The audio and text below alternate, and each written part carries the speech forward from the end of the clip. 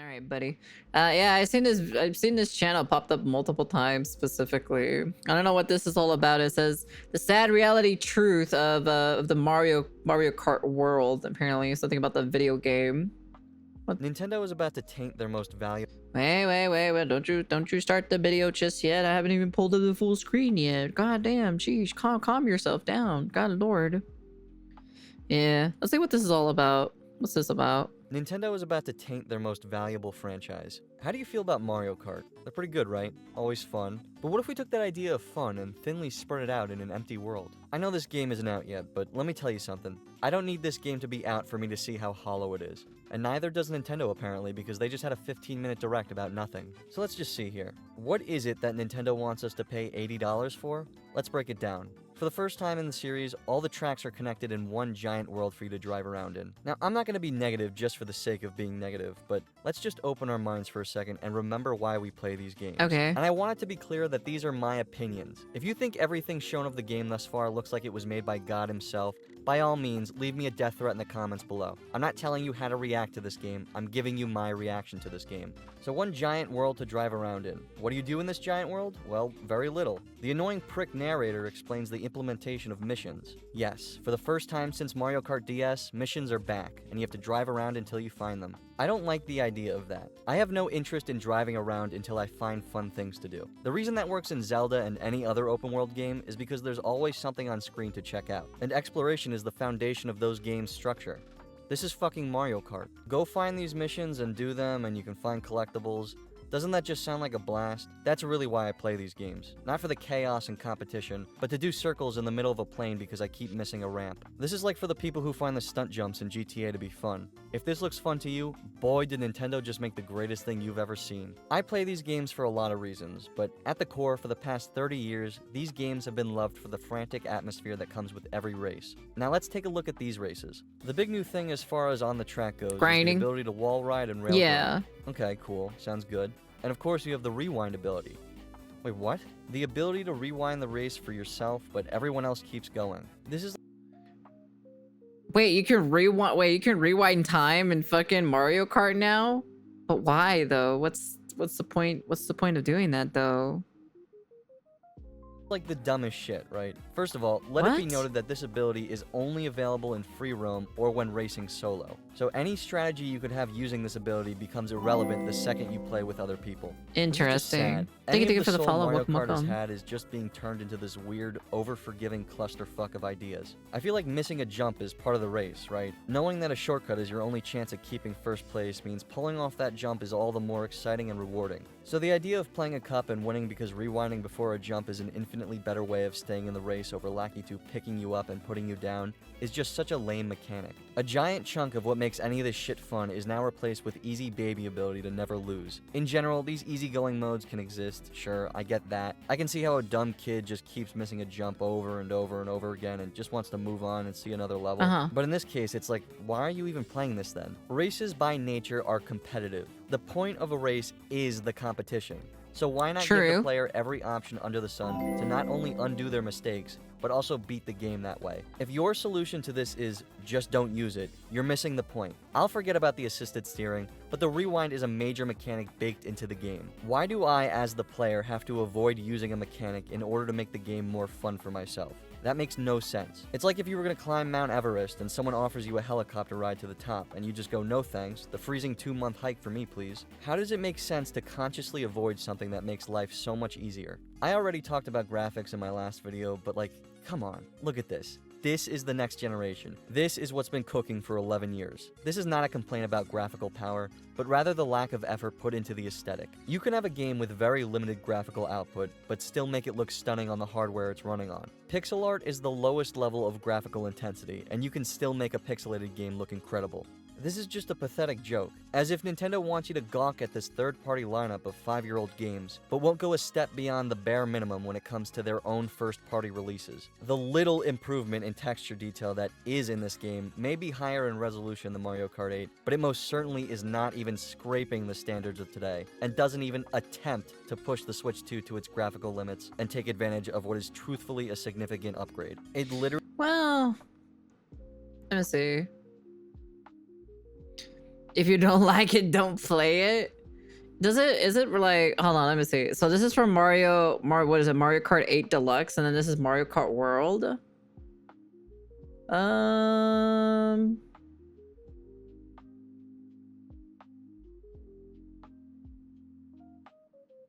I don't know. I've never played Mario Kart, Mario Kart Deluxe 8, so I can't really like compare the two. But like the lighting is like, well, the lighting is a little bit different from the one on the left and the one on the right, so who knows?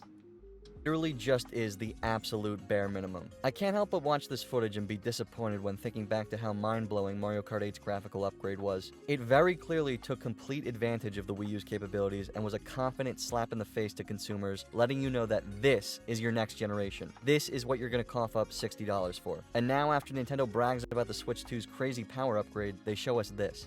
Like, this is anything impressive. Much less than it being unimpressive, it's just a sad waste of potential, and more importantly, lazy. So you get this muddy, foggy, plain, uninspired-looking pastel-y, as basic as it gets cartoony art style. This is your upgrade, and this time around, you're gonna pay $80 for it. In Mario Kart 8 and 8 Deluxe, the game runs at a silky smooth 60 frames per second, which, believe it or not, is something Nintendo games used to always do without question. But once you throw in more than 2 players, the frame rate noticeably gets kicked down to 30 FPS. Okay, whatever. I can believe that a Wii U and maybe even a Switch isn't capable of 60 FPS 4-player. Fair enough. But here we are, once again, and Nintendo proudly displays the frame rate going to complete shit the second that third player pops in. Just right there for you to see in the Direct. Here we are 11 years since then in the year 2025, and here's what you got. Now, I am aware that last generation's consoles weren't capable of running most racing games at 60 FPS with 3 or more players either, but these games very, very clearly are much more graphically demanding. And when every dick writer on Twitter won't shut up about the Switch 2 being more powerful than a PS4 or Xbox One,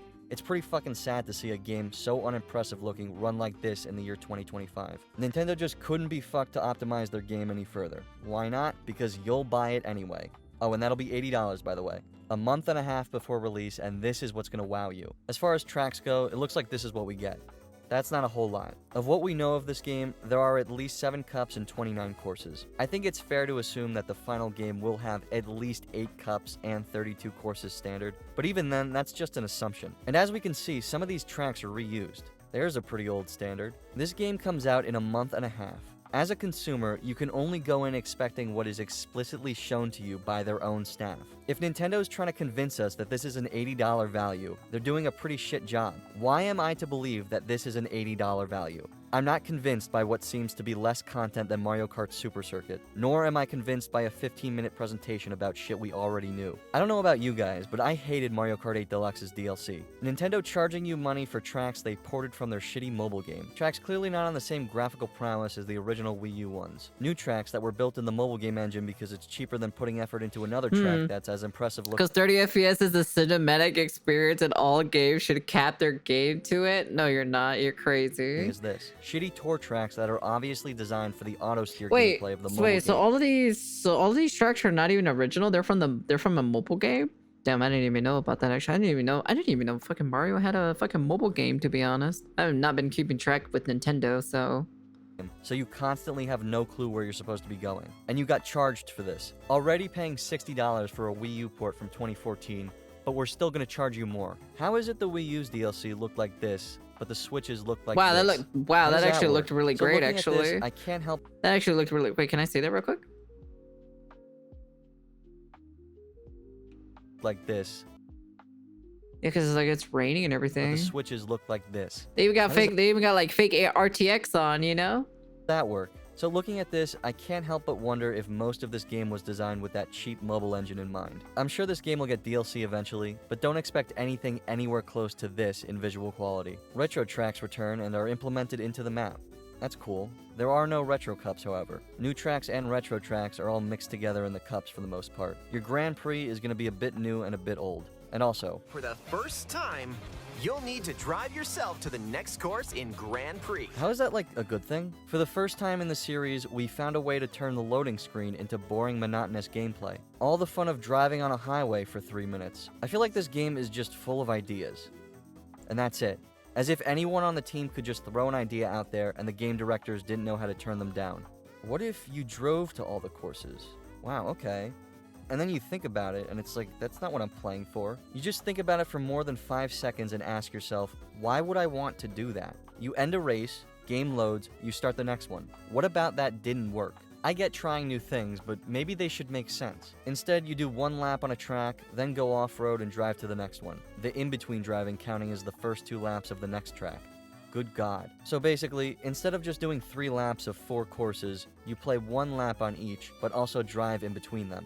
Ah, yes, replace the actual gameplay of a track with the nothing gameplay of driving to the next one. Granted, you can disable this and change it back to the traditional 3 laps each with no driving in between, but it defaults to the first option. It's like even the devs were iffy about this one. I don't understand this. It's not like a relaxing break because you're still racing. You don't just kick back and chill. People are still throwing items at you. So why continue the gameplay, but just somewhere else with either basic or no obstacles at all? Who thinks of this shit? Replace fun with nothing. I like the idea of Knockout Tour. I think it sounds pretty interesting, but there's some shit I don't like about it. First of all, I don't understand the mentality of more racers equals better gameplay. At what point does it start to feel less personal with the other racers? Especially when you take into account that these courses are designed with 24 players in mind. So just limiting your game settings to fewer players isn't solving anything. Going from 8 to 12, that's not too crazy of a jump. But going from 12 to 24 is literally game altering. It sounds and looks like there's just a lot of really wide open roads with nothing in them. I can see this working for Knockout Tour, and I think it seems fine in that context.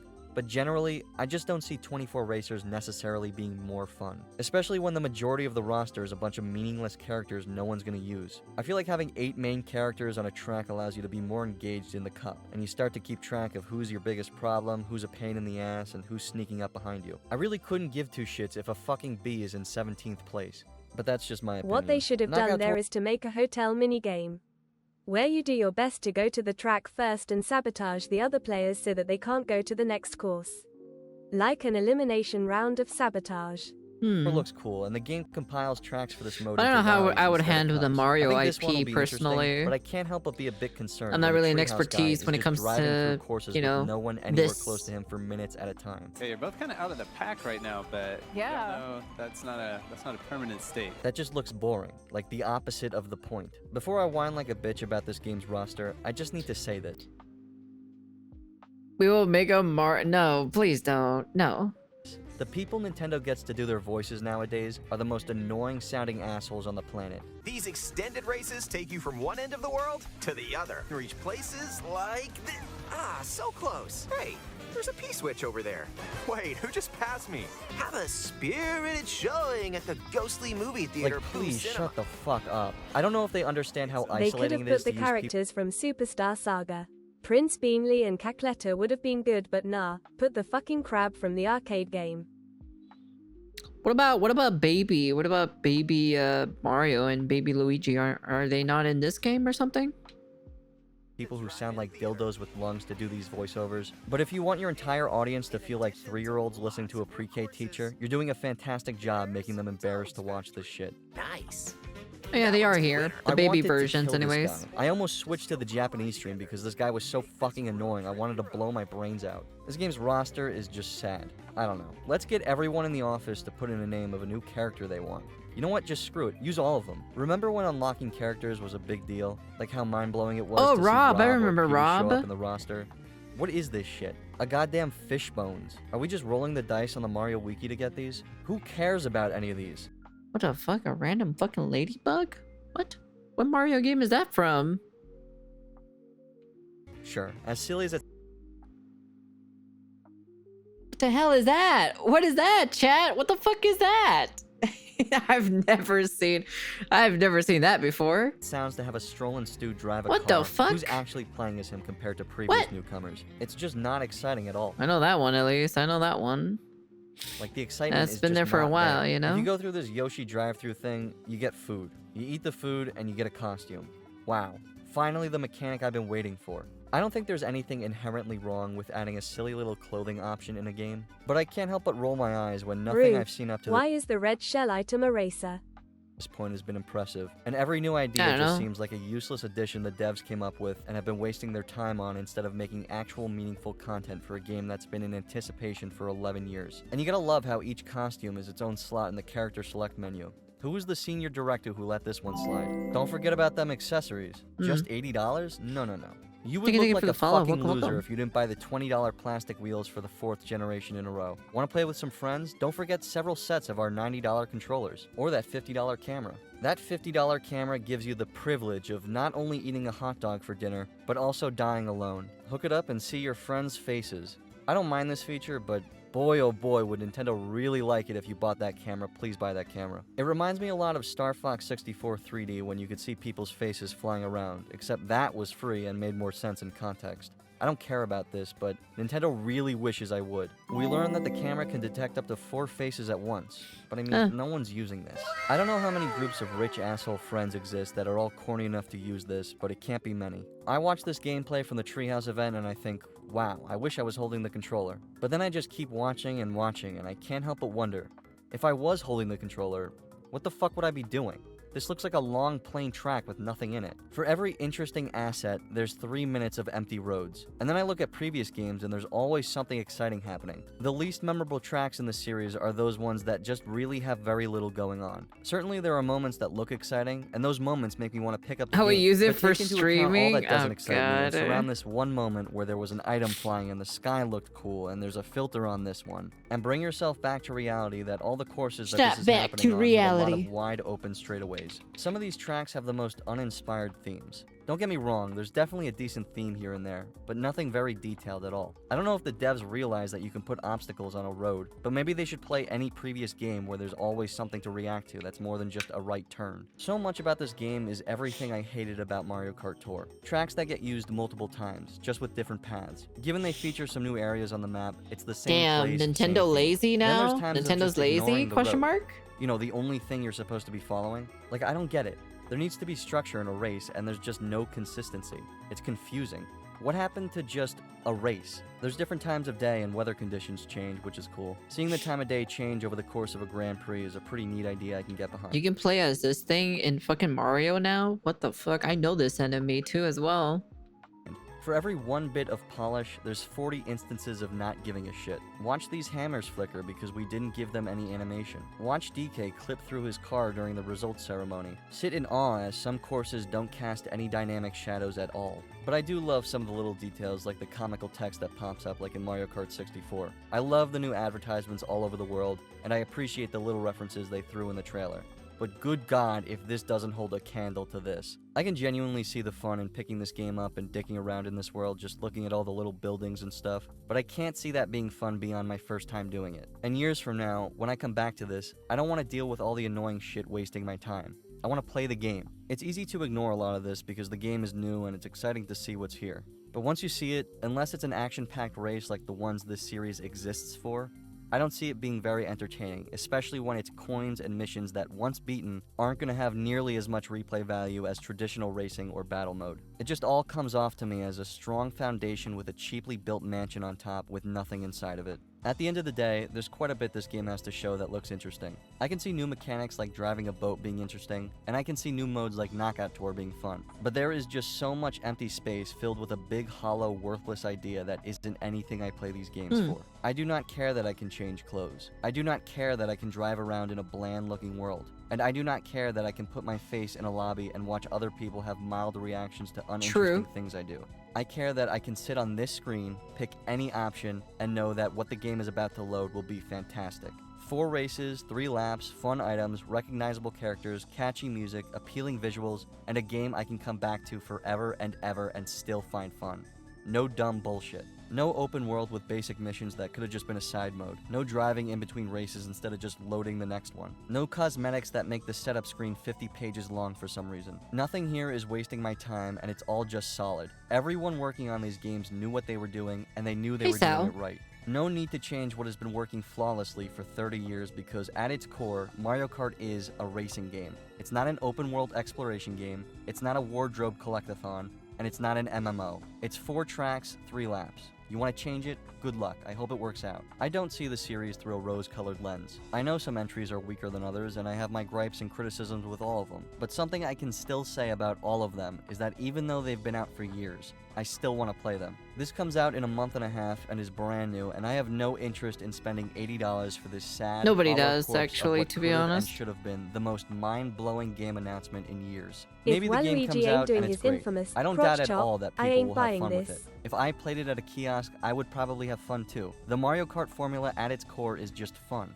But if you look at this compared to everything that came out over 11 years before it, do you really think this is going to be a bottomless source of entertainment in the same vein that all these other games did for you? Every Mario Kart is just absolutely timeless because they're all made exactly how the designers wanted them to be made. No clusterfuck of ideas and other bullshit thrown in just for the sake of saying there's something new. And I don't think this is going to be in that same camp. Questionable mechanics, graphically unimpressive, bland and often boring looking design, and you're gonna pay $80 for it. If your cup of tea is buying whatever Nintendo vomits out, by all means, enjoy it. But regardless of your stance on this game, do the entire industry a favor and don't pre-order it. If the game comes out to raving reviews and has a bunch of extra content Nintendo just didn't bother to tell us about, then that's fantastic. I hope it turns out good. I don't want this game to be shit. But whatever it is, just ask yourself, is it worth $80 to you? No. Because if it is, then you just gave Nintendo a new set of standards. If a $60 port of an 11-year-old Wii U game can sell 75 million copies, just imagine how little effort it would take to charge $80 for a whole new one. I'm Bearman, and I've been wasting your time. Oh, and by the way, I'm not going to be lingering on this subject. I've said my piece about the Switch too. Unless something major happens, I think I'm good on yapping for now. Thank you for what is now 82,000 subscribers. That's kind of ridiculous. I know a lot of you subscribe from that Switch video and have no clue what I actually do. But if you love negativity and are full of hate, then you're in the right place. See me on Twitter, Reddit, Patreon. Negative person.